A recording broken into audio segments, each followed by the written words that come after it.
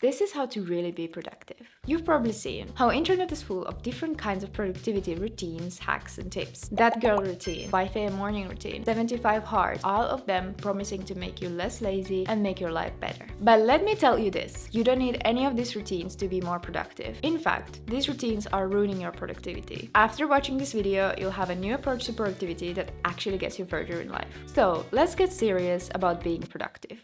I bet this sounds familiar to you. You have a certain productivity routine, your ideal routine that you want to follow every day, and following it makes you feel more productive. Am I right? But I bet this is familiar to you too. If you fail, for some reason, at following your productivity routine in a perfect way, you feel like you weren't productive. No matter how much you might have done during that day already, but it's just these few things from your to-do list that you didn't have the time to do. This might make you feel unproductive, lazy, unworthy, and like a failure. But let me make something clear. Your productivity routine doesn't define your worth. Neither does the level of your productivity. Your routine for sure affects how your life is and will be because your input defines your output. But having few bad days or even weeks doesn't mean you're worthless. This is demotivating, doesn't give you credit for what you've already done or accomplished, and it always feels like if you miss one day being perfectly productive, you're starting from zero again, whereas you're not. It's normal to sometimes have better weeks and sometimes worse. You might have noticed yourself. There are periods when you're really productive. You get many things done so effortlessly. And then there are periods when getting one thing done takes a whole day. It's because productivity comes in waves. Your productivity levels differ from high to low. I don't know the higher reason for this phenomena, but what I know for sure is that perfectly following a perfect productivity routine is self-sabotage. Once you fail at being perfect, you spend the rest of the day feeling bad about it, whereas you could have used the remaining time being productive, even if it means accomplishing only one thing that day. I have my ideal time to wake up in the morning. I usually plan my to-dos in the evening before,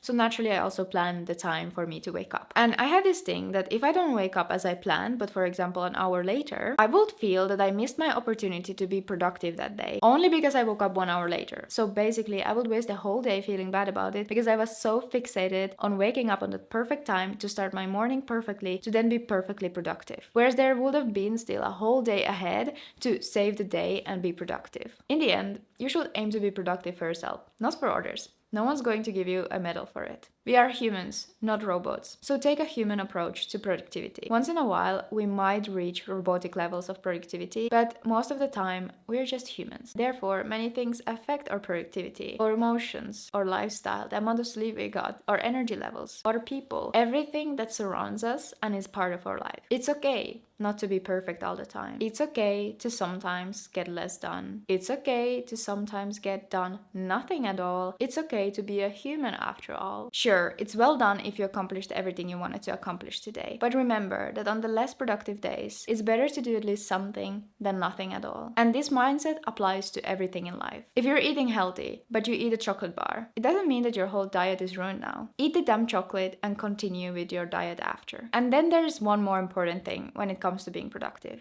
Productivity doesn't necessarily equal efficiency. You can be productive all day long, but get actually done very little of what you actually intend to accomplish. Nowadays, productivity for many means having a bunch of things to do before actually doing the productive stuff. I'm talking about the routines that intend to improve your productivity. Meditation, waking up at 5 a.m., reading books, drinking water, etc. Don't get me wrong, these things have a place because they indirectly positively affect your productivity levels, but they don't actually get you things done. You improve your productivity by reducing busyness and improving efficiency. So don't waste your energy on feeling bad about something that doesn't directly affect your productivity. Go and do something instead. If it didn't go as planned, don't quit, adjust. Being less perfect on some days doesn't mean you have to start from zero again. Every day is still a progress as long as you're not doing nothing. However, resting has also its place in improving productivity because resting is also productive. Taking time off from everything for quality rest can at first feel like you're taking a step back, but actually it can put you a few steps ahead. Productivity isn't supposed to be hard. It's actually really easy. But the stigma we have with productivity is what makes it hard. Here's the thing, productivity isn't supposed to feel like suffering. So here's the new approach to productivity that actually gets you further in life. If you have a really productive day and you get many things done, like you do your ideal productivity routine perfectly, you wake up early, you have your morning run, Pilates, healthy brekkie, accomplish many work things, be proud of yourself. But